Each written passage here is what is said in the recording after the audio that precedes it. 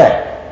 আমার মা যখন বাড়ি থেকে পড়তে পাঠাতেন ছোটকালে, আমার মা বলতেন, আব্বু শোনো, 1 প্রাইভেট পড়ায় না, 2 দোকানে বসিও না, 3 বন্ধুতালি করো না, 4 দাওয়াত খায়ও না। এগুলো আমার মা বাড়ি থেকে বিদায় করতেন। আমার মা কিন্তু নিরক্ষর। 1 দোকানে বসিও না, 2 প্রাইভেট পড়ায়ও না, 3 বন্ধুতালি করো না, 4 মানুষের বাড়িতে দাওয়াত খায়ও না। কি যে বুঝতেন আমার মা। আমরা দোকানে বসি না, প্রতিষ্ঠানের ভিতরে যে দোকান আছে সেখানে কোনোদিন বসি না। বিশাল প্রতিষ্ঠান রাজশাহী, যেটা আছে 40 বিঘা জমির উপরে। মেয়েদের যেটা রেডি হচ্ছে সেটা প্রায় ৭০ বিঘা জমির উপরে। রূপগঞ্জ ঢাকা যেটা আছে বাণিজ্য মেলার পিছনে, এটা প্রায় 100 বিঘা জমির উপরে। বাংলাদেশের সবচেয়ে বড় প্রতিষ্ঠান আয়তনে, সবচেয়ে বড় প্রতিষ্ঠান ছাত্র সংখ্যায়, সবচেয়ে বড় প্রতিষ্ঠান শিক্ষক সংখ্যায়। গনে মানে সৌদি আরবের শিক্ষক আছেন, ইন্ডিয়ার শিক্ষক আছেন, দেশের আছেন। প্রতিষ্ঠানের নাম জামিয়া সালাফিয়া। আমার মনে বড় সাধ, এই দেশে উন্নত মানের প্রতিষ্ঠান গড়বই ইনশাআল্লাহ। যেখানে ছেলে মেয়ে বাংলা, ইংরেজি, আরবি উন্নত মানের শিক্ষা অর্জন করে জাতির অন্যায়ের বিরুদ্ধে লড়বে, মুখে কলমে মিডিয়ায় লড়বে ইনশাআল্লাহ। জীবন বাজি রেখে সে কাজ করে যাচ্ছে। সম্মানিত দিনী ভাই বোন, বলছিলাম যে সিয়াম পালন করে হলো ঢাল, সিয়াম পালন করে হলো হিসনুন হাসিনুন, নিরাপদ স্থান জাহান্নাম থেকে বাঁচার জন্য। সিয়াম পালন করো, নিরাপদ স্থানে চলে যাবা, দুর্গের মধ্যে চলে যাবা, যেখানে কেউ আসতে পারবে না, জাহান্নাম আসতে পারবে না। এইটা হলো সিয়াম।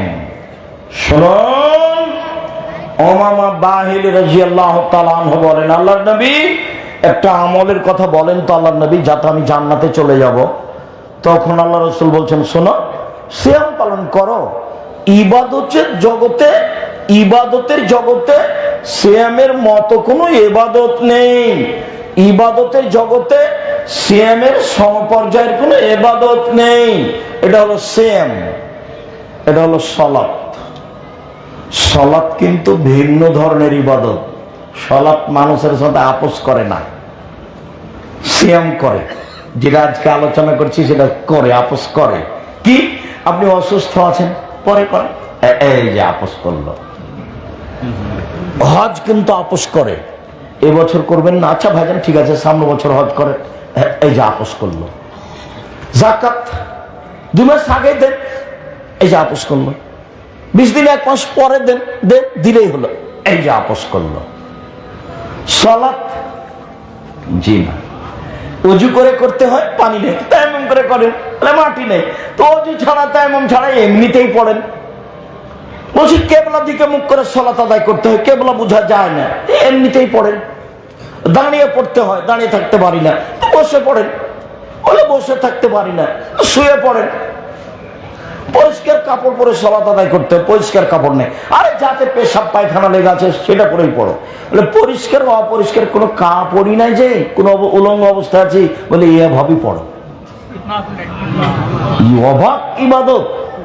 স্বামী পড়ে স্ত্রী পড়ে না, তো বিভাগ কেটে গেছে। আরবি বিদ্যানারা বলছেন যে অলসতা করে পড়ে না, ও যদি মারা যায় তাহলে হিন্দুদের শ্মশান ঘাটে তাকে ফেলে দিবা, মুসলমানের কবরস্থানে তার কবর হবে না। ইমাম আবু হানিফা রাহিমাহুল্লাহ বলেন, অলসতা করে নামাজ ছেড়ে দিলে তাকে জেলখানে বন্দী করে পিটিয়ে নিয়মিত পড়াতে হবে। এই ভিন্ন ধরনের ইবাদত। গাড়িতে উঠে আছেন, শিকল ধরে আছেন, ঠেল মানে না, নামাজের টাইম পারি হয়ে যাচ্ছে, এইভাবেই পড়েন। অবাক ইবাদত, অবাক। এরপরে বলি, এটা হলো সিয়াম, এটা হলো সালাত।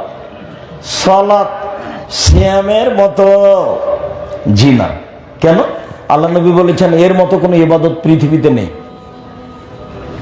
এবার বলি, সালাত সিয়ামের সমপর্যায়ের জি না। আল্লাহ নবী বলেছেন সিয়াম এমন ইবাদত যার সমপর্যায়ের ইবাদত পৃথিবীতে নেই। তাহলে সিয়াম কি হলো? ভিন্ন ধরনের ইবাদত, যার মতো কোনো ইবাদত নেই, যার সমপর্যায়ের কোনো ইবাদত নেই। চলেন দেখি, জান্নাতে যখন মানুষ ঢুকবে তখন 8টা দরজা আছে। জান্নাতে একটা দরজা 8টা, জাহান্নামে একটা দরজা 7টা। জান্নাত একটা, দরজা 8টা, সব ঢুকবে। তো 8টা দরজা ঢুকবে, তখন ফেরেশতারা ডাকবেন, আসেন আসেন, যারা সালাত আদায় করেছেন এই দরজা দিয়ে আসেন, এই দরজা দিয়ে আসেন। আসেন যারা হজ করেছেন এই দরজা দিয়ে আসেন, যারা দান করেছেন এই দরজা দিয়ে আসেন, যারা সিয়াম পালন করেছেন এই দরজা দিয়ে আসেন। তো ডাকবেন ফেরেশতারা। তো সিয়াম পালনকারীর শেষ ব্যক্তি যখন দরজাতে ঢুকে যাবে, এটা বন্ধ করা হবে, বাকিগুলো খোলা থাকবে। বুঝাতে পারেনি।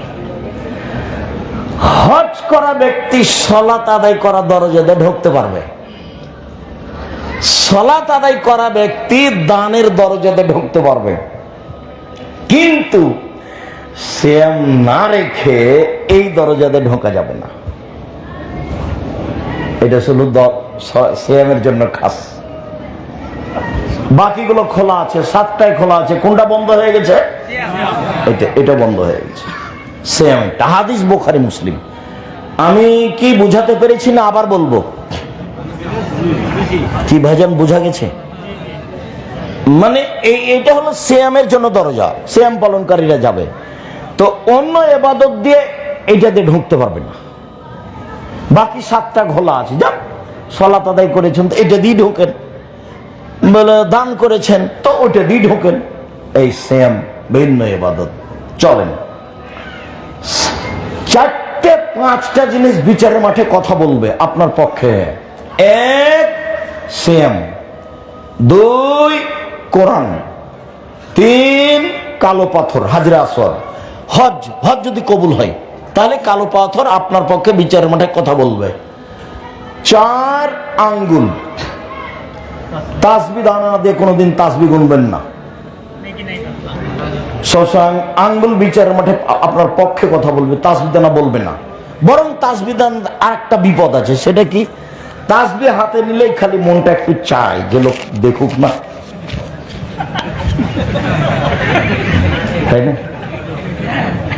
তো এ তো জাহান্নামে চলে গেছে, ঢোকেনি কেন? মরেনি জন্য। লোক দেখানো আমলের বিনিময় জাহান্নাম। মাওলানা দিয়ে জাহান্নাম উদ্বোধন হবে। কাকে দিয়ে?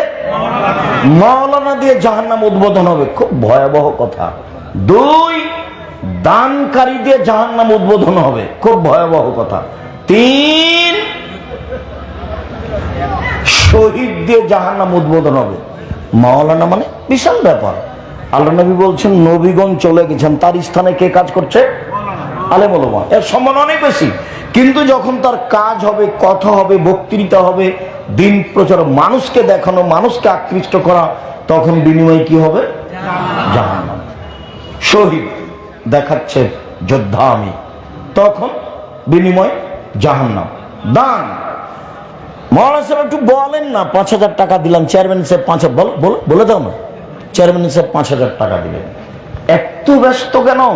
চেয়ারম্যান সাহেব বলছেন, বলো না, বলে দাও, চেয়ারম্যান সাহেব 5,000 টাকা দিয়েছে। বিনিময় কি? বিনিময় জাহান্নাম। দান তো এভাবে এ হাতে করবে, এ হাত বুঝবে না, মানে গোপনে করার চেষ্টা করবে। বিনিময় অনেক, বিনিময় অনেক। সম্মানিত দিনী ভাই বোন, বলছিলাম বিচারের মাঠে 5টা কথা বলবে জিনিস। 1 সিয়াম, 2 কোরআন, 3 হাজরে আসওয়াদ কালো পাথর, 4 আঙ্গুল, 5 আমানত আর সদাচরণ। আত্মীয়র সাথে, ভাইয়ের সাথে সম্পর্ক রাখতে হবে। তো বিচারের মাঠে যখন পুলসেরাত পার হবে মানুষ, তখন এক পাশে থাকবে আমানত আর এক পাশে থাকবে সদাচরণ, সহযোগিতার জন্য। আমানত কথাটা বুঝতে পারিনি, একটু বুঝিয়ে বলুন তো আব্দুর রাজ্জাক সাহেব। আমানত বুঝতে পারেননি? আমানত হলো আত্মসাৎ করা। আমানত মানে যে আত্মসাৎ করে না। আত্মসাৎ বলে পদ্মা সেতু করো, তাহলে বেশি টাকা আত্মসাৎ করা যাবে। বলে কম টাকার আত্মসাৎ, সেটা দেখেন না পুরো একসাথে, সেটা দেখেন। আরে শোনো, তোমরা 20টা ছেলে এক ক্লাসে পড়ো, তো টাকা উঠিয়েছে কি জিনিস কিনবা, সেই জন্য তো দুইজনকে বাজারে পাঠিয়েছো, যাও কিনে নিয়ে আসো। তখন দুইজনে 290 টাকার বাজার করেছে আর 10 টাকার চা খেয়েছে, দিয়ে ওই 10 টাকা এরই দামের সাথে ঢুকিয়ে দিয়েছে। ভাই বুঝা গেছে কি? এটা আত্মসাৎ। আমি কি আবার কথাটা বলবো? এটা হলো আত্মসাৎ। এরা বন্ধু বান্ধব টাকা উঠিয়েছে একটা জিনিস কিনবে বা কাউকে উপহার দিবে, তো এরা 500 টাকা উঠিয়েছে, বাজার করার পরে এরা সবাই নাস্তা করেছে, তো নাস্তাটা ওই জিনিসটার দাম বেশি করে করে কি করে দিয়েছে, ওর মধ্যে ঢুকিয়ে দিয়েছে। এটা হলো আত্মসাৎ। এইরকম আত্মসাৎ নেই যার আমানতদারি আছে, পুলসিরাত পার হওয়ার সময় আমানতদারি তার এক পাশে থাকবে, আর এক পাশে থাকবে ভাইয়ের সাথে সদাচরণ, বোনের সাথে সদাচরণ। এটা তো যশোর, এটা ভালো। আব্দুর রহিম সাহেব যশোর বলে কি বলতে চাইলেন যেন একটা কথা? আরে যশোর বলে বলতে চাইলাম রংপুর, লালমিনহাট, টেম্পোবাড়ি, কুড়িগ্রাম, পঞ্চগড়, ঠাকুরগাঁ, গাইবান্ধা, জয়পুরহাট, এইসব ডিস্ট্রিক্টের মানুষেরা বোনকে জমি দেয় না। যদি চায় বোনেরা জমি, তো বলে বের হ বের হ বের হ, এসেছিস খাইস, আবার তোর জমি কিসের? আসিস খাইস, তুই আসিস, তোর বেটা আস, তোর বেটি আস, আবার জমি কিসের? যশোরে এরকম নেই। যশোর রাজশাহীর মতো প্রায় কাছাকাছি। আর ধারণা অনুযায়ী বলছি, বাংলাদেশের সব জেলায় গেছি কাছাকাছি, তাতে যশোরে হয়তো বা আছে, তুলনামূলক কম হতে পারে। দুইটা জিনিস বেশি ওইসব ডিস্ট্রিক্টে, একটা হলো যৌতুক নেওয়া, শ্বশুরের কাছে টাকা, আর একটা হলো বোনকে জমি না দেওয়া। তখন আমি বললাম, এই ছেলে শোনো, আমি তোমার আব্বাকে যদি কুকুর শ্রীগালের চেয়ে খারাপ প্রমাণ করতে না পারি, আমি বক্তব্য দিব না। কিভাবে আব্দুর রহিম সাহেব? তোমার দাদা মরা 10 বছর হলো, 15 শতক জমি রেখে গেছে, তোমার বাপ নেবে 10 শতক, আর তোমার ফুফু নিবে 5 শতক। তুমি বলো যে তোমার বাপ নিবে সকালে আর তোমার ফুফু নিবে বিকালে? না, একসাথে নিবে। এবার তাহলে তুমি বলো তোমার বাপ কেমন মানুষ? ঠিক আছে, তোমার বাপকে বলে দিও, আব্বা আমি আহমদ বলছি, ভাগ্য নিয়ে দুনিয়াতে এসেছি আব্বা, ভাগ্য ছেড়ে আসেনি। ভাগ্যে যদি জমিদারি থাকে জমিদারি করে খাবো, ভাগ্যে যদি ভিক্ষা করা থাকে ভিক্ষা করে খাবো। ফুফুর জমি খেতে রাজি নয়। সন্ধ্যা হতে হতে ফুফুকে জমি বুঝিয়ে দেন। হ্যাঁ, ফুফুর সাথে আব্বা আপনি আপোষ করতে পারেন যে আমার ফুফুকে নিচের জমি দিলেন আর ভিটে বাড়িতে আমরা বসবাস করছি, টাকা পয়সার 19-20 করে আপনি ফুফুকে কিছু টাকা দিয়ে বুঝিয়ে দিলেন, ফুফু খুশি থাকলে এটা চলে। কথাটা কি বুঝতে পেরেছেন? বোনের সাথে আপনি আপোষ করেন যে দেখো আমার দুলা ভাই এখানে এসে বাড়ি করলে আমাদের হয়তো বসবাসে একটু কষ্ট হবে, তো তোমাকে আমি নিচের জমিগুলো দিই, ভিটা বাড়িটা আমি নিই, এ বাবদ তোমাকে কিছু টাকা দিয়ে দিই। ঠিক আছে ভাইজান, আপনি যেটা ভালো মনে করেন, আপনি আমাদের ভাই, তাতে আমরা খুশি থাকবো। এটা হলো। কিন্তু আপনি এটা মুখে আনতে দিবেন না। এইটা কি কি তাহাজ্জুদ পড়া দেখাচ্ছেন আপনি, আর প্রতি বছর হজ আর উমরা দেখাচ্ছেন, এগুলো লাগবে না। সম্মানিত দিনী ভাই বোন, বলছিলাম 5টা জিনিস বিচারের মাঠে থাকবে, তার মধ্যে সিয়াম থাকবে। এবার চলেন, কাছাকাছি চলে এসেছি। রাসূল সাল্লাল্লাহু আলাইহি সাল্লাম বলেন, আদম সন্তানের সব নেকি দেওয়া হবে 1 থেকে 10, সব আমলের, হজ, সালাত, যাকাত, দান খায়রাত, তাসবিহ তাহলিল, কোরআন তেলাওয়াত, যত ইবাদত আছে সবটারই নেকি দেওয়া হবে, দিতেই 10। বাড়াতে অনেক। আল্লাহ তাআলা বলেন, তবে সিয়াম আমার ব্যাপার, প্রতিদান আমি দিব। সিয়াম আমার ব্যাপার, প্রতিদান আমি দিব। সিয়াম পালন করে প্রতিদান কে দিবে? আল্লাহ। এবার চলেন কয়েকটা সিয়াম, কাছাকাছি আমরা আলোচনার এক পর্যায়ে চলে এসেছি।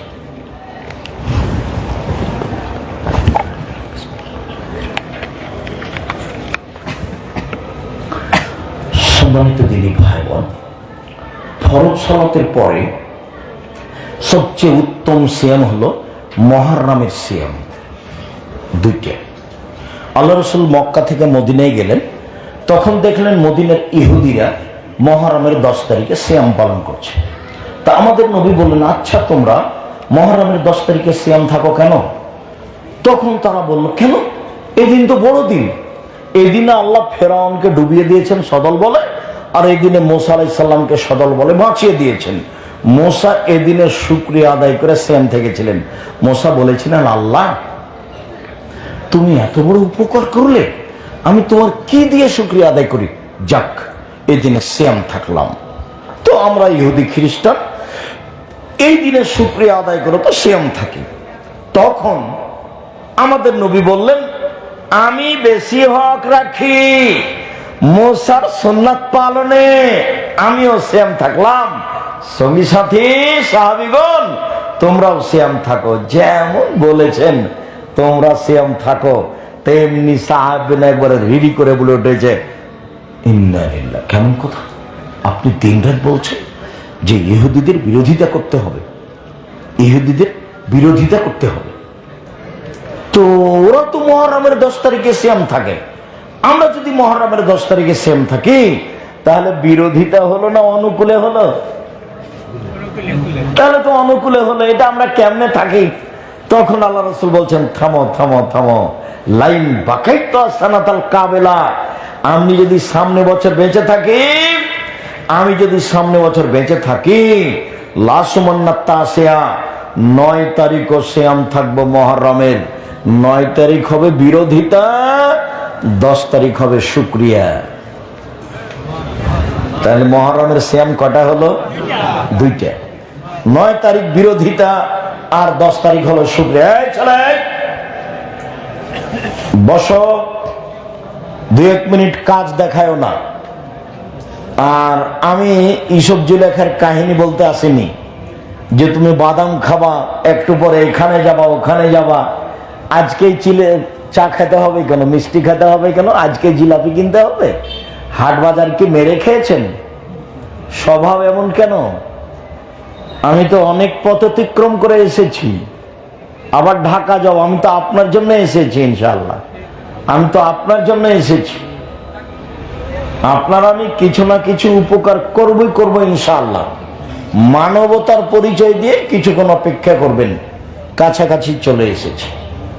সম্মানিত দিনী ভাই বোন, আল্লাহ নবী 4টা কাজ কখনো ছাড়তেন না। 1, মুহররমের 2 দিন সিয়াম, 2 যুলহিজ্জার 9 দিন সিয়াম, 3 প্রতি মাসে 3 দিন সিয়াম, 4 ফজরের 2 রাকাত সুন্নাত। আল্লাহ নবী 4টা কাজ কখনো ছাড়তেন না। দেখি সিরিয়াল দেন তো। 1 মুহররমের 2 দিন সিয়াম, 2 যুলহিজ্জার একটানা 9 দিন সিয়াম, 3 প্রতি মাসে 3 দিন সিয়াম, 4 2 রাকাত ফজরের সুন্নাত। এই হলো মুহররমের 2 দিন সিয়াম। আল্লাহ নবী বলেন, সিয়ামে ইয়ামে আশুরা, মুহররমের 10 তারিখের সিয়াম, আতাসিবু আলাল্লাহি আন ইয়াকাফিরা সানাতাল্লাতি ক্বাবলাহু, কেউ যদি 2 দিন সিয়াম থাকে অতীতের 1 বছরের পাপ ক্ষমা হবে। সিয়ামে ইয়ামে আরাফা, কেউ যদি আরাফার 1 দিন সিয়াম থাকে আগে পরে 2 বছরের পাপ ক্ষমা হবে। এক অবাক ইবাদত, মানে আমি সামনে বছর কি করব না করব আগেই ক্ষমা। এরকম অবাক ইবাদত আর নেই। এটাই যে আমি সারা বছর কি করব না করব এই হিসাব নেই, আগেই ক্ষমা। তার নাম হলো আরাফার সিয়াম। এখানে একটা কথা বলি ভাইজান, এদিকে মনে রাখেন তো, যুলহিজ্জার একটানা 9 দিন সিয়াম থাকলে আরাফার দিনও তার মধ্যে হয়ে যাবে। আর আরেকটা মনে রাখবেন, যুলহিজ্জার প্রথম 10 দিন যত দামি, রমজানের শেষের 10 দিন তত দামি নয়। রমজানের শেষ 10 দিন যত দামি, যুলহিজ্জার প্রথম 10 দিন তার চেয়ে অনেক বেশি দামি। আপনারা এইসব কথা ভুল হচ্ছে না তো? আমরা তো আজীবন মনে করে আসি যে রমজানের শেষ 10 দিন বেশি দামি। হ্যাঁ, কথা ঠিক। তবে রমজানের শেষ 10 দিনে আছে একটা বড় ইবাদত, সেটা হলো লাইলাতুল কদর। আর যুলহিজ্জাতে আছে 3টে। 1 হজ, 2 আরাফা, 3 কুরবানি। কুরবানি কিন্তু অনেক বড় ইবাদত, বিনিময়ে কিন্তু যান না। মন খারাপ করে 7 ভাগে কুরবানি দিয়েন না, গোস্ত খাওয়ার তালে কুরবানি দিয়েন না। যেসব মাধ্যম বড় বড় জান্নাত পাওয়ার, তার একটা বড় মাধ্যম কি? কুরবানি। কুরবানির সাথে আকিকার কোনো সম্পর্ক নেই। আকিকা 7 দিনের দিনই দিতে হবে। চাঁপাইনবাবগঞ্জের ভাষাতে আপনি তো দিবেন, আপনার বাপকে দিতে হবে, দিতেই হবে। কানা হোক, ন্যাংরা হোক, খোড়া হোক, 2 মাসের হোক, 6 মাসের হোক, দাঁত থাক আর না থাক, আকিকা দিতেই হবে। আকিকা ব্যক্তিগত ব্যাপার, নেকির হিসাব নেই, বাপের জিম্মেদারি। বাপের জিম্মেদারি। 7 দিনের দিন দিতে হবে, 14 দিনে চলে না, 21 দিনে চলে না, জীবনে একদিন চলে না। এগুলো একটা হাদিসও ঠিক নয়। 7 দিনের দিন মাথা নেড়ে করতে হবে, ডাক্তার যা বলেছে। চুল সমপনের রূপা দান করে দিতে হবে। 7 দিনের দিন নাম রাখতে হবে। 7 দিনের দিন পশু জবে করতে হবে, ছাগল ছাগি, ভেড়া ভেড়ি, দুম্বা দুম্বি, মাথা নেড়ে করতে হবে, ওই পরিমাণ রূপা দান করতে হবে। 4টে জিনিস আছে। 7 দিনের দিন, 14 দিন চলে না, 21 দিনে চলে না। টাকা পয়সা নেই যে, এগুলো কথা অহেতু। এখনই ছেলের হাত ভেঙে গেলে সন্ধ্যা হতে হতে 50,000 টাকা রেডি করবে গরিব মানুষ। আর আকিকা কানা ছাগল দেখ 2 মাসের, 500 টাকা দিয়ে কিনে নিয়ে আসো। আকিকা দিতেই হবে।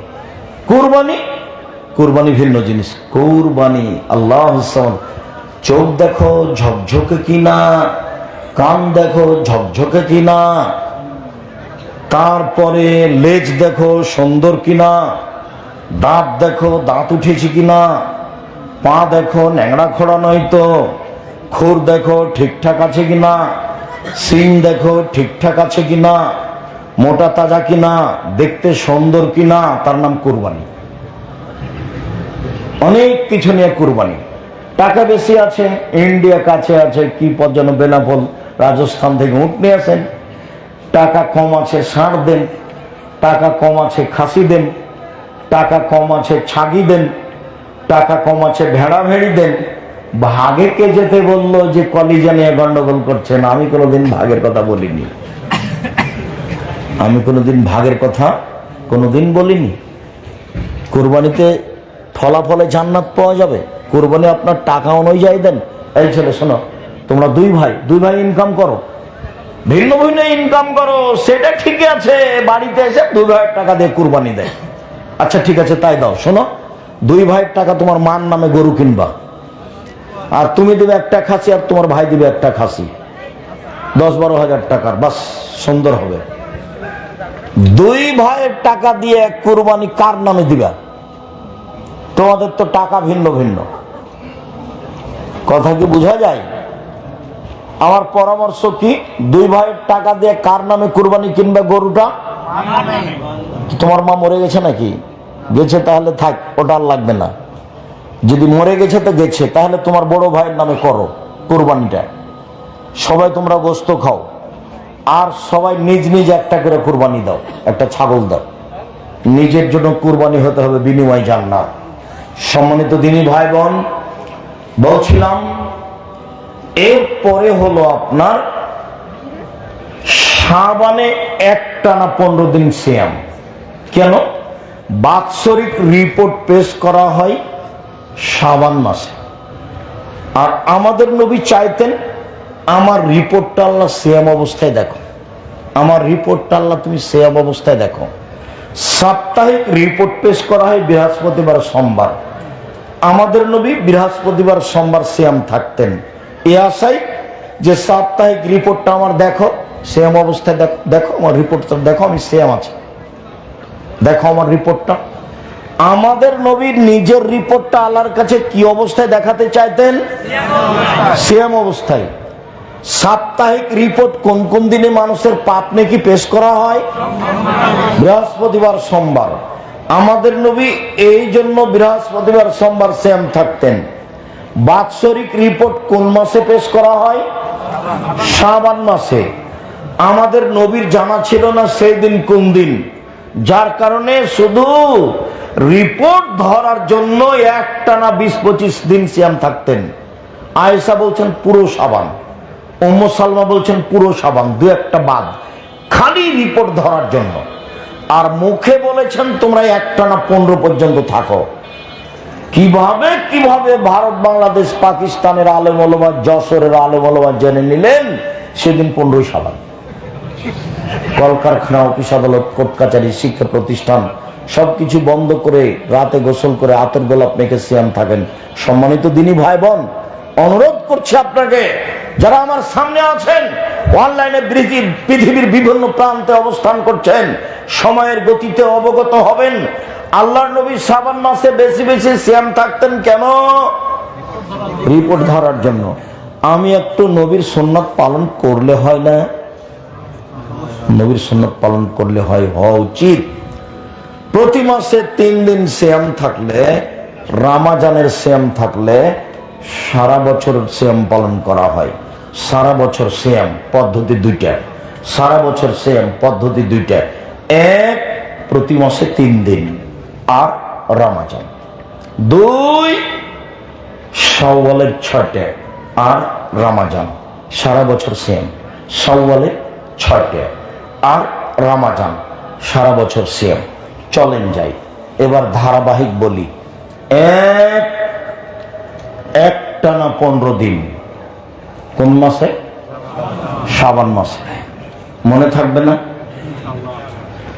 এরপরে 2, একটানা 9 দিন কোন মাসে?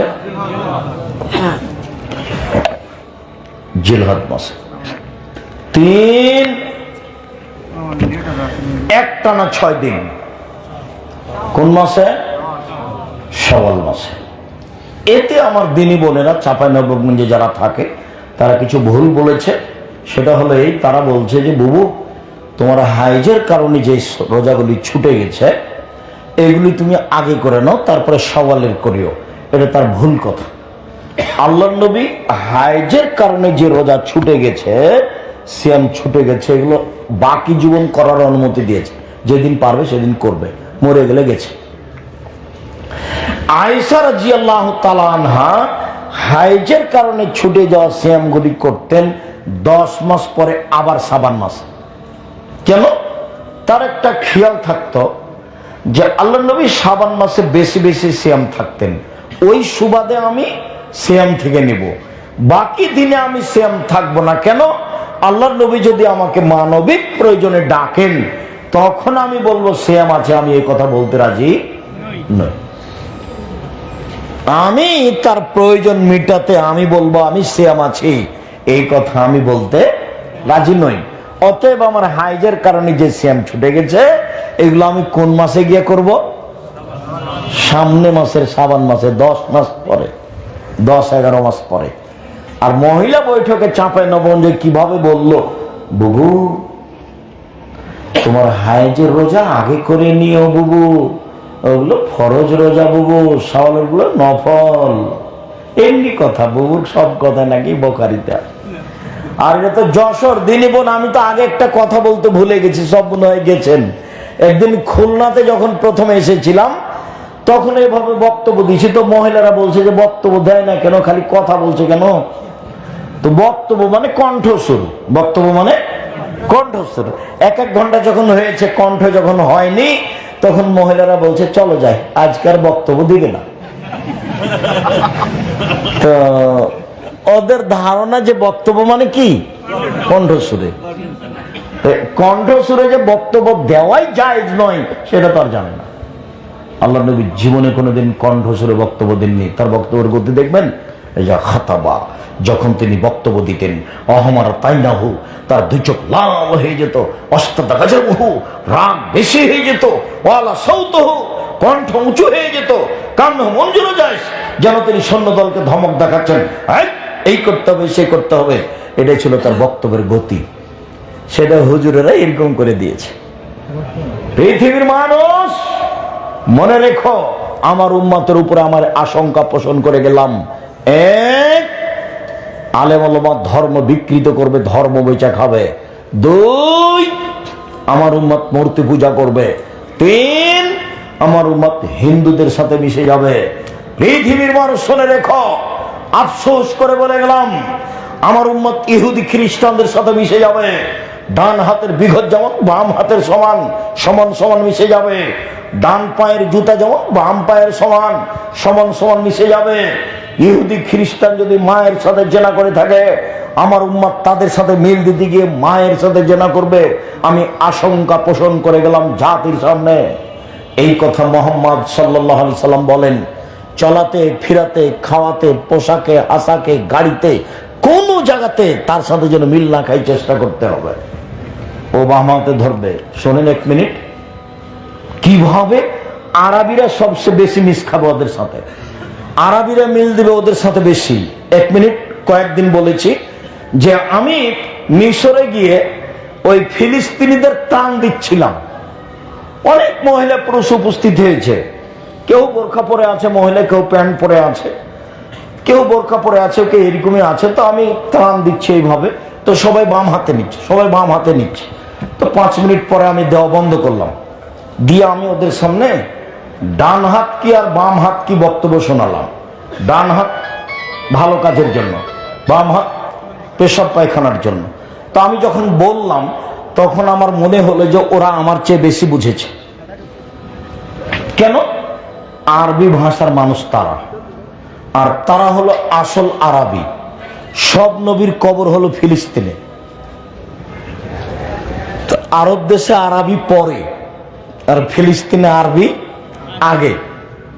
তোর ওদের মুখ দেখে মনে হলো আমার ভাষা খুব ভালো বুঝেছে। এবার যখন আমি ত্রাণ দিলাম, তখন বাম হাতেই নিল। বলেন তো কেন? অভ্যাস, অভ্যাস, মানুষ অভ্যাসের দাস। 5 মিনিট বক্তব্য দেওয়ার পরে আমি বুঝলাম আমার ভাষাও তারা বেশি বুঝেছে। কেন? এটা আরবি, তারা হলো মূল আরবি। এবার 5 মিনিট পরে যখন আবার ত্রাণ দেওয়া শুরু করলাম, কোন হাতে নিল? বাম হাতে নিল। কেন? অভ্যাস। নির্দ্বিধায়, ইনারা তো সমাজে বসে, মানুষ নির্দ্বিধায় বাম হাতে চা খাচ্ছে, হিসাবই করে না। বাম হাতে পানি খাচ্ছে, গল্প করছে, বাম হাতে খাচ্ছে। তার মানে জীবিকা নির্বাহ পশু প্রাণীর মতো, গরু ছাগলের মতো। কে দাম দিবে ধর্মের? ধর্ম একজনের কথাতে চলে, যার নাম মুহাম্মদ সাল্লাল্লাহু আলাইহি সাল্লাম। পৃথিবীতে কারোর কথা চলে না আদর্শের নিয়মে, শুধুমাত্র একজনের কথা চলে, যার নাম মুহাম্মদ সাল্লাল্লাহু আলাইহি সাল্লাম। সম্মানিত দিনী ভাই, নফল সিয়াম পালন করতে শিখুন। সবচেয়ে দামি ইবাদত। বৃহস্পতিবার সোমবার সিয়াম থাকুন, প্রতি মাসে 3 দিন সিয়াম থাকুন, আরাফার 2 দিন সিয়াম থাকুন, মুহররমের 2 দিন সিয়াম থাকুন, আরাফার 1 দিন সিয়াম থাকুন, শাওয়ালের 6 দিন সিয়াম থাকুন, যুলহিজ্জার একটানা 9 দিন সিয়াম থাকুন, সাথে সাথে শাবানের একটানা 15 দিন সিয়াম থাকুন। সম্মানিত দিনী বোন, আপনাকে একটু জরুরি কথা বলে যাই। জীবনে 4টা কাজ ভুল করবেন না, জান্নাতের সব দরজা আপনার জন্য খোলা। 1, 5 ওয়াক্ত সালাত। 2, রমজান মাসের রোজা যেটা আসছে। 3, স্বামীকে মেনে চলা, তিতা লাগলেও মিঠা লাগলেও। 4, জেনায় লিপ্ত হবেন না। 1, 5 ওয়াক্ত সালাত। 2, রমজান মাসের সিয়াম। 3, স্বামীকে মেনে চলা, তিতা লাগলেও মিঠা লাগলেও। 4, জেনায় লিপ্ত না হওয়া। যদি ঘটে গেছে তওবা করেন, ভালো হয়ে যাবেন। স্বামীকে মেনে চলা, মাস মাস সপ্তাহ সপ্তাহ স্বামীর সাথে কথা বলা বন্ধ রেখেছেন কেন? কেন? আব্দুর রাহিক সাহেব, আপনি তো কথা বললে সব সময় আমার বিরুদ্ধে, আমাদের বিরুদ্ধে বলেন। আহা, ইন্না লিল্লাহ। আপনাদের বিরুদ্ধে বলবো কেন? আমার স্বামীর মুখখান কেমন জানেন? ওর মুখে কোনো সময় ভালো কথা নেই, সব সময় গালি। আমি এরপরে আপনাকে অনুরোধ করছি, আপনি তার সাথেই থাকুন, আপনি নিজে কোনো অভিমান করবেন না। আপনি দুইটা কাজ করিয়েন মহিলা মানুষ, এক, অভিমান করবেন না, দুই, প্রতিবাদ করবেন না। কিভাবে থাকবেন আমি বলছি। অভিমান, অভিমান কি জিনিস? অভিমান, অভিমান কি জিনিস? ও, তুমি আমাকে একদিনও ঢাকা শহরটা দেখাতে নিয়ে গেলে না। অভিমান কি জিনিস? ও, তুমি একবারও আমাকে দিনাজপুরের স্বপ্নপুরী দেখাতে নিয়ে গেলে না, এর নাম অভিমান। অভিমান কি জিনিস? তুমি একদিনও আমার জন্য চিকন একটা দামি শাড়ি কিনলে না, যা কিনো তা মোটা ঘের ঘেরা কিনো, এর নাম অভিমান। যখন আপনি অভিমান করবেন আর যখন পূরণ হবে না, তখন শয়তান আপনাকে বলবে, এ দেখ তোর স্বামী কথা মানে না, এ দেখ তোর স্বামী কথা মানে, ওর সাথে থাকবি, ওর সাথে থাকবি, ওর সাথে থাকিস না।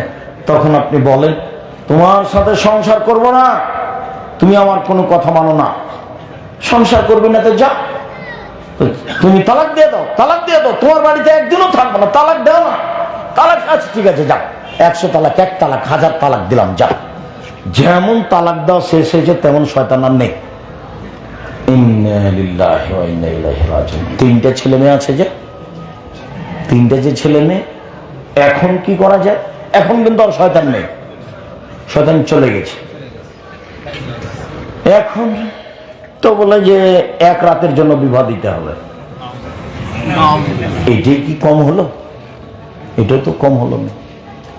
তো বাঁচার পথ দেখো, আব্দুর রাজাক বিন ইউসুফকে বলে দেখো, আসলে 1 বৈঠকে 1000 তালাক দিলে 1 তালাকই হয়, 1 তালাক হয়েছে, সংসার করে। কত ঝামেলা, কত কি। জীবনে বউকে দুটা মারবেন, তালাক মুখ দিয়ে উচ্চারণ করবেন না। সংসার না করলে আপনি বসে একটা সমাধা করেন। তালাক যদি মুখে বলেন, তার কি সংসার সমাধার সুযোগ আছে? বৈঠকের সুযোগ আছে? সব গেছে। দুটা মারেন, তালাক শব্দ মুখে ব্যবহার করবেন না। যদি নাই চলে, তাহলে গ্রামবাসী বসে, বাপ চাচারা বসে সমাধা করে দিবে। কিন্তু তোমার সমাধার তো সুযোগই নেই। তুমি তো কথায় কথায় তালাকের কথা বলেছো, শয়তান বলিয়ে নিচ্ছে, শয়তান বলিয়ে নিচ্ছে। অভিমান করবেন না। মহিলা মানুষ আপনি শোনেন, আপনি আমার দিনই মন, এভাবে সংসার করেন। শোনেন, আমি যশোরের গ্রামের মেয়ে, লবণ ভাতে খুশি। যেভাবে আপনি খুশি, সেভাবে আমি খুশি। যাতে আপনি খুশি, আমিও তাতেই খুশি। চিকন কাপড়ে আপনি খুশি, আমিও খুশি। মোটা কাপড়ে আপনি খুশি, আমিও খুশি।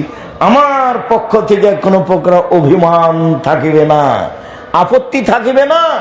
আপনার সাথে সংসার করে, আপনার 2 পায়ের নিচে সেবা করে দুনিয়া থেকে বিদায় নিতে চাই। আমি অন্য কোনো আপত্তি করে সংসার করতে চাই না। এখন শয়তান কি করবে বলেন তো? চুপটি মেরে চলে যাবে। ও তো আর তো কোনো কাজ নাই। শয়তানের কাজ কিন্তু হিন্দুদের কাছে নেই, ওখানে তার কিছু করার নেই। কেন? ও জীবন বাজি রেখে বলেছে আল্লাহর সামনে, আমি আদম সন্তানকে জাহান্নামে নিয়ে যাব যাব যাব।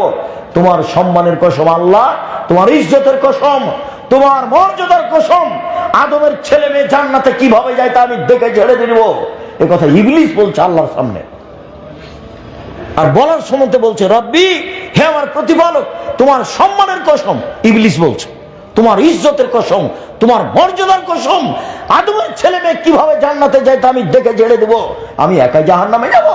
আদমের ছেলে মেয়েকে নিয়ে যাব। স্কুল কলেজে শয়তানের তেমন কাজ নেই, মাদ্রাসাতে বেশি কাজ। এই তো মাদ্রাসাতে পড়লে ছেলেরা বেশি দুষ্ট হয়ে যাচ্ছে, সব সময় শয়তান গুতাই। যদি মাওলানা সাহেবরা দেখতে পেতেন মাদ্রাসাতে কত শয়তান আছে, তাহলে অজ্ঞান হয়ে পড়ে যেত। হিন্দুদের কাছে শয়তানের কোনো কাজ নাই। ওখানে কি করবে ও তো জাহান্নামে যাবেই ওরা। ইহুদিদের কাছে কোনো কাজ নেই, খ্রিস্টানের কাছে কোনো কাজ নেই। তাহলে পৃথিবীর কোটি কোটি মানুষের কাছে তার কোনো কাজ নেই। আবার যারা কাদিয়ানি, তাদের কাছে কোনো কাজ নেই। আবার যারা শিয়া, তাদের কাছে কোনো কাজ নেই। আবার যারা আকীদাগতভাবে মার খেয়ে গেছে, তাদের পাপ নেকি ওজন হবে না, ওদের কাছে কোনো কাজ নাই। এবার ধর্মের ব্যাপারে যত বেশি কাছাকাছি আছে, শয়তানের কাজ তত সেখানে। তা আপনারা দুইজন স্বামী স্ত্রী ভালোভাবে সংসার করতে চাচ্ছেন, খালি শয়তান গোতায়, খালি শয়তান গোতায়, কোনো কথা নেই। এমনিতেই স্বামী স্ত্রী দুইজন কথা বলছিল, কত সুন্দর টকটকা হ্যাঁ ঘরে বসে গল্প করছিল। তো স্ত্রী গেছে চুলার দিকে রান্না করতে, তো স্বামীও পিছে পিছে গেছে ভালোবাসার তাগিদে। তো রান্নাঘর থেকে যখন কাজ করা শুরু করেছে, তখন চট করে স্বামী বলছে, আচ্ছা তুমি আমার আম্মাকে এইভাবে বললে কেন? কথাটা কি বললাম তোমার মাকে? যে এইভাবে বললে। হ্যাঁ, তোমার মা আমাকে গালি দেয়, এই করে সেই করে। আমার মা গালি দেয় মানে? রাগ করে বলছো কেন? রাগ করে বলবো না তো কি, তোমার মা আমাকে এই সময় গালি দিয়েছে। তুই যা যা, তুই যা, তোকে রাখবো না বাড়িতে, তুই যা, আমাকে তালাক দিয়ে দিয়ে যাবো না। এ দেখেন 1 মিনিটের মধ্যে হয়ে গেছে সব, 1 মিনিটের মধ্যে। এগুলো শয়তান করাচ্ছে। কোরআন মাজিদের একাধিক জায়গাতে আছে, ভালো খারাপ কাজকে ভালো করে দেখায় শয়তান। খারাপ খারাপ কাজকে শয়তান কি করে দেখায়? ভালো করে দেখায়। আপনি আমার দ্বীনি বোন, আপনি আমার একটা কথা শোনেন, আল্লাহ নবী বলেছেন সবচেয়ে ভালো মহিলা ওই স্বামীর সাথে কথা বললে হাসি মুখে বলে, 2 স্বামী আদেশ করলে পালন করে, 3 স্বামী বাড়িতে না থাকলে নিজেকে হেফাজতে রাখে। এই 3টি গুণ যার কাছে আছে সে সবচেয়ে ভালো নারী। 1 স্বামীর সাথে কথা বললে হাসি মুখে বলে, 2 স্বামী আদেশ করলে পালন করে, 3 স্বামী বাড়িতে না থাকলে নিজেকে হেফাজতে রাখে। রাসূল সাল্লাল্লাহু আলাইহি ওয়াসাল্লাম বলেন 4টা জিনিস আছে যার সবকিছু আছে তার। 4টা জিনিস আছে যার সবকিছু আছে তার। 1 ভালো স্ত্রী, 2 ভালো প্রতিবেশী, 3 ভালো একটা গাড়ি যার চাকা নষ্ট হয় না, ভালো একটা গাড়ি যার চেন পড়ে না, ভালো একটা গরুর গাড়ি যার 60টা গাড়ি টানতে গিয়ে শুয়ে যায় না, ভালো গাড়ি। আল্লাহ নবীর মুখের ভাষা আমি নকল করছি। 4 প্রশস্ত ঘর। ঘরটা একটু ছোট ছোট রুম বানাবেন না, একটু বড় বড় রুম বানাবেন। মেহমান রুমটা বড় করে বানাবেন।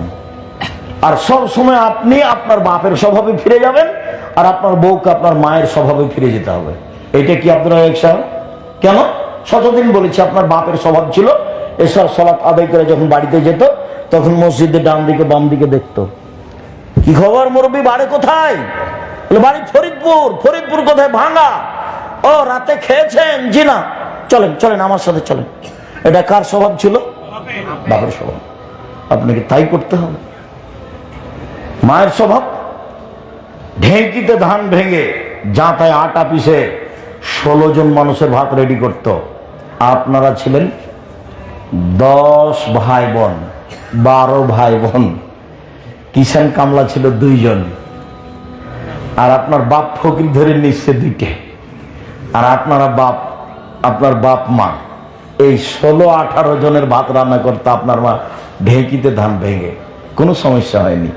আর আপনার স্ত্রী যেখানে রান্না করে সেখানে ফ্রিজ আছে, গ্যাসের চুলা আছে। তো রাত 10টার সময় আমাকে নিয়ে গেছেন, খালেদা একটু উঠো তো, মৌলানা আব্দুর রাজ্জাক সাহেব আমার বন্ধু মানুষ, একটু খানা পানি একটু রেডি করো। হ্যাঁ, তুমি রাতে মেহমান নিয়ে এসেছো, এসব করার জায়গা পাও না। এই বউকে ভালো পরামর্শ দেন, যদি না শুনে মায়ের মতো যদি ফিরে না যায়, বউ তালাক দিতে হবে। বউ তালাক দিতে আমি আদেশ করিনি, তবে এই বউ চলবে না। আর বাড়িতে ফকির মিসকিন আসতে হবে। বাড়ি থেকে বের হলে খুচরা টাকা নিয়ে বের হবেন। ফকির আসলে মাফ করেন, এই স্বভাব বাদ দিতে হবে। 5 টাকা 10 টাকা গাড়ি যার আছে, গাড়ির ড্রাইভারকে বলে দেন, এই 500 টাকা খুচরা রাখো, যত ফকির আসবে 10 টাকা দিয়ে দিবা, 10 টাকা দিয়ে দিবা। 1000 টাকার নোট পকেটে আছে, ফকির এসে যখন কি বলছে, মাফ কর। এই স্বভাব বাদ। আপনাকে ফিরে যেতে হবে আপনার বাপের স্বভাবে, আপনার বউকে ফিরে যেতে হবে আপনার মায়ের স্বভাবে। 150 চাল রান্না করবেন, 150। আপনার মা 3 কেজি চাল রান্না করতেন, আপনি হাফ কেজি 1 কেজি করবেন। ফকিরে খাবে, গরু ছাগলে খাবে, আপনারা খাবেন। আর যদি 150 চাল রান্না করেন আর দুপুরে যদি মেহমান আসে, তাহলে স্ত্রী বলবে কি করবে, কি করবে, কি করবে, চানাচুর দিয়ে বিস্কুট দিয়ে বিদায় করে দাও, চানাচুর দিয়ে বিস্কুট দিয়ে বিদায় করে দাও। ভাইজান এরকম হয় না? এরকম হয়। এই স্বভাব বাদ দিতে হবে, বাপের স্বভাবে ফিরে যেতে হবে, ফকির মিসকিনকে মূল্যায়ন করতে হবে। সম্মানিত দিনী ভাই বোন, নফল সেম রাখার জন্য আন্তরিকভাবে অনুরোধ জানিয়ে আমার দিনী বোনদেরকে খুব শক্ত হওয়ার স্বামীর সাথে ভালোবাসা দিয়ে সংসার করার অনুরোধ জানিয়ে, 5 ওয়াক্ত সালাত আদায় করার অনুরোধ জানিয়ে, আর যে কোনো মূল্যে রাত 10টায় ঘুমিয়ে যেতে হবে, রাত 3টা 4টায় উঠতেই হবে। কেন? উনি সপ্তম আকাশ থেকে কোথায় নেমে এসেছেন? প্রথম আকাশে নেমে এসেছেন আমার জন্য, শুধু আমার জন্য নেমে এসেছেন, শুধু আপনার জন্য নেমে এসেছেন। আপনাকে এটা হিসাব করতেই হবে। এই অনুরোধ জানিয়ে আব্দুল্লাহর বই পুস্তক আছে ফিলিস্তিন, আব্দুল্লাহর বক্তব্য দেখেন, সাথে সাথে আব্দুল্লাহর মিন্নাতুল বারী, বুখারীর ব্যতিক্রম ব্যাখ্যা, এই বইগুলি আছে। আমার উপদেশ বইটা আছে, আরো কি কি বই আছে, বইগুলি সংগ্রহ করুন।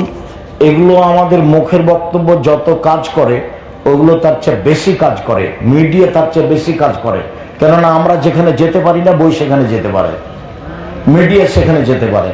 সঠিক দিন বিভিন্ন জায়গাতে যাবে, এটা আমাদেরও দাবি, আপনাদেরও আশা।